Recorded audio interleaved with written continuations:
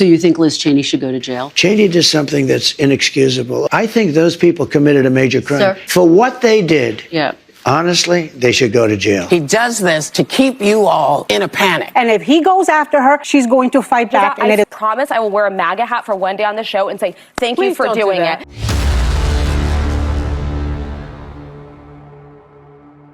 President-elect Trump believes that members who served on the January 6th committees should be sent to jail.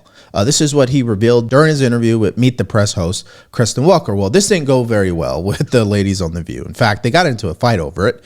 But let's first hear exactly what he said so there's no misunderstandings. NBC News is reporting that President Biden is considering giving preemptive pardons to the likes of Liz Cheney, Adam Schiff, and Anthony Fauci. If President Biden doesn't issue those pardons, do you think they are going to wish that he had? Are they going to be pursued? I can tell you this about Cheney, and she's a so-called Republican. I think she hurt the Democrats terribly. When I saw that Kamala put Cheney out on the campaign trail, I said, that's the end of Kamala. I really did. I thought it was a terrible move, especially if you're a Democrat. But Cheney did something that's inexcusable, along with Thompson and the people on the Unselect Committee of political thugs and, creeps. So the Unselect Committee went through a year and a half of testimony. Wait.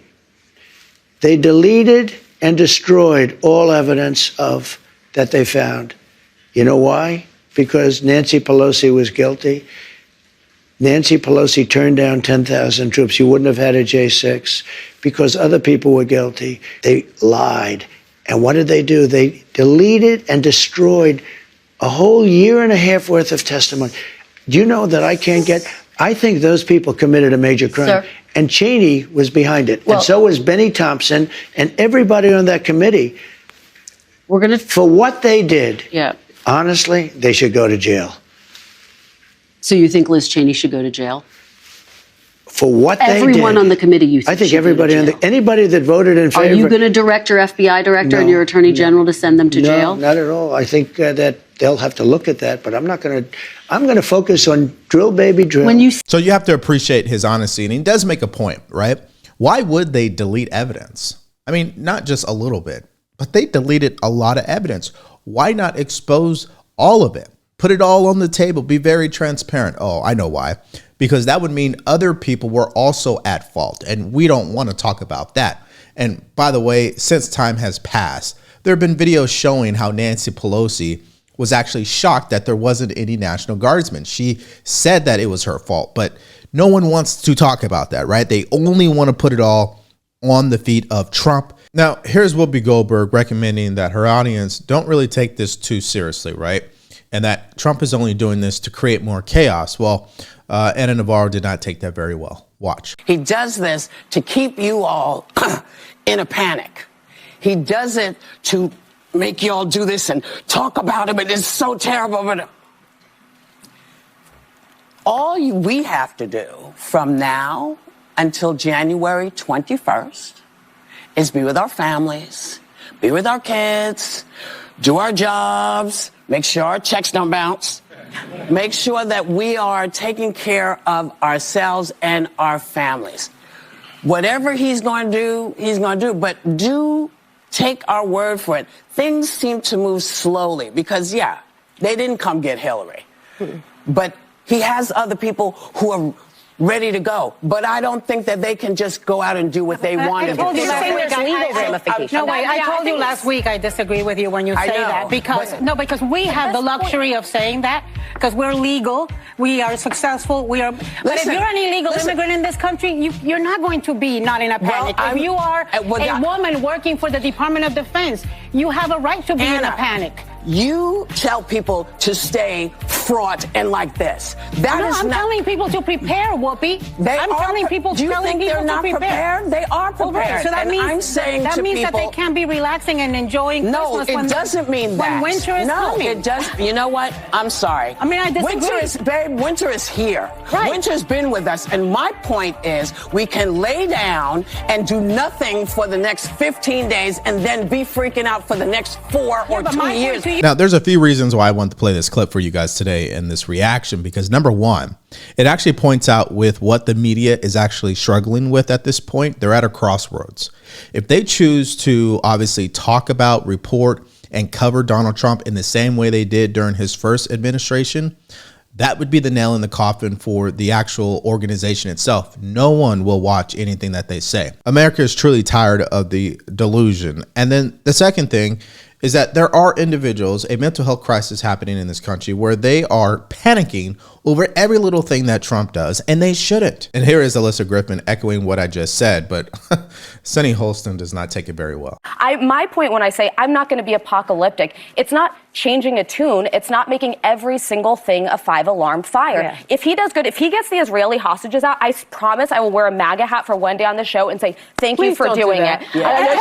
She'll knock it right off my head. But like you have to be able to cheer for wins when they happen and then call out relentlessly the wrongdoing. Well, yeah, but the problem with that type of thinking, it would mean that you'd have to exercise some type of emotional intelligence, some discipline. You'd have to obviously exercise some critical thinking skills, and people who have Trump derangement syndrome are not interested in thinking that way clearly, right? And I hope that he does bring the hostages home so I can see you actually wear a MAGA cap live on air just to see the disgust on Sunny Holston's face. That would just be pure entertainment, right?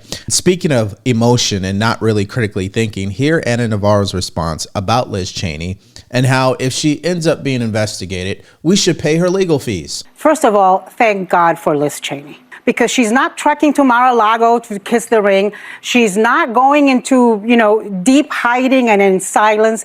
She's not changing her tune all of a sudden. She's sticking by her guns. She is a principled person with a backbone and courage. And if he goes after her, she's going to fight back. And it is going to be our job to protect her, to support her, to donate to a legal fund, to make sure that there are lawyers ready to defend her, because it costs a lot of money, because it is very stressful and very drainful, even if there is no crime. Yeah.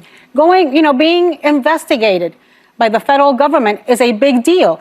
Well, I think the person that would actually know how that feels would be Donald Trump, right? Because the federal government has been after him since day one on everything. So I find it interesting how you have so much compassion for Liz Cheney, who we know nobody respects, but nothing for the president-elect. Now let's move to the next meltdown with Joe Scarborough, who reads Liz Cheney's statement and has some words for Trump. I want to read you what Liz Cheney had to say. Here is the truth. Donald Trump attempted to overturn the 2020 presidential election and seize power. He mobilized an angry mob and sent them to the United States Capitol, where they attacked police officers, invaded the building, and halted the official counting of electoral votes, Cheney said. Donald Trump's suggestion that members of Congress who later investigated his illegal and unconstitutional action should be jailed is a continuation of his assault on the rule of law and the foundations of our republic. And Jonathan Lemire, for a new incoming president, you know what? That is not the fight he wants to pick. I mean, he may want to pick that fight, but it's just not going to end well. It's not the fight he should pick, but it very well may be the fight he chooses to pick. Yes. Now, if I could translate exactly what he's saying is, President-elect Trump, don't start a war with the establishment. Well, he's already done that, right? And so far, he's had some success. Now, I don't believe he should ever be scared of someone of the likes of Liz Cheney. In fact, I think it should be the other way around. I mean, clearly, when you delete evidence and you do the things that you guys did without taking responsibility and actually prosecuting not just Trump, but other individuals, if you really want to call balls and strikes, you might be scared because, you didn't really do your job to the best of your ability. You did it in the best interest of the establishment, not in the best interest of truth. That's what the American people actually want. But I do think to underscore the point you were all just making, this is not just about retribution against those of us on the committee. This is about sending a message that no one better hold him to account in his second term. No one better look at what he does, do their congressional job, that he is intent on trying to break down these checks and balances in our system. That's where the danger lies, more so than to the members of the committee. I think the American people are very concerned about crime. They want an FBI director and an attorney general to deal with fentanyl and deal in California with smash and grab robberies. This is not what they're looking for to turn the agencies into some vehicle of political retribution. Now, the counterpoint to what he was saying is this is actually a message to the establishment that you guys are overdue for accountability, right? People need to be called out. The truth needs to be exposed. The government needs to be transparent with what actually happened over the past 4 years, not for the sake of living in the past, but to actually tell the full story of everything that took place. Because for the longest time now, we've only been hearing one side. And by the way, you say that America's not looking for the DOJ to be weaponized, but didn't we just experience that? Here's Senator Mullen echoing what I just said. As far as weaponizing the DOJ and going after political opponents, the only party that's ever done that is the Democrat Party. When President Trump was in office the first time as the 45th president, he didn't go after the Clintons. He didn't do this. As soon as Pelosi became Speaker of the House, though, she did go after Trump. Who did weaponize the DOJ was the FBI, or was the FBI with the DOJ going after President Trump. When they went after classified documents, they obviously treated President Trump much different than they did President Biden. And he is just spot on about that. There was a clear difference in how they went after Trump versus everyone else, right? It looked like it was personal for them when it came to trying to get Trump.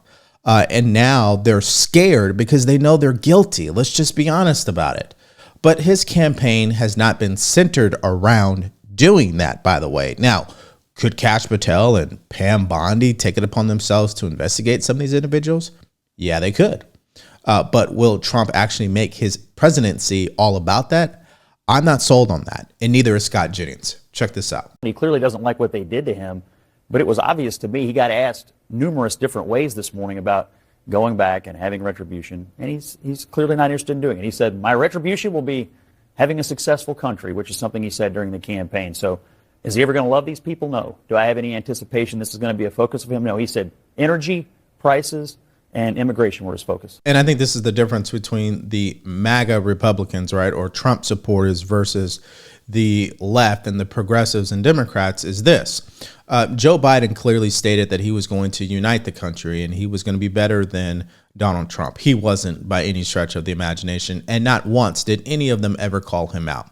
Now, if Trump makes his entire presidency about prosecuting people on the January 6th panel, and he doesn't focus on all these other issues, oh yeah, MAGA will call him out. There's no question about that. However, here is Jason Miller, the senior advisor for his campaign, clarifying exactly what Trump was talking about in that interview. Look, Liz Cheney is someone who lost her primary, who got bounced out by a very good Republican who's been bitter and attacking President Trump ever since.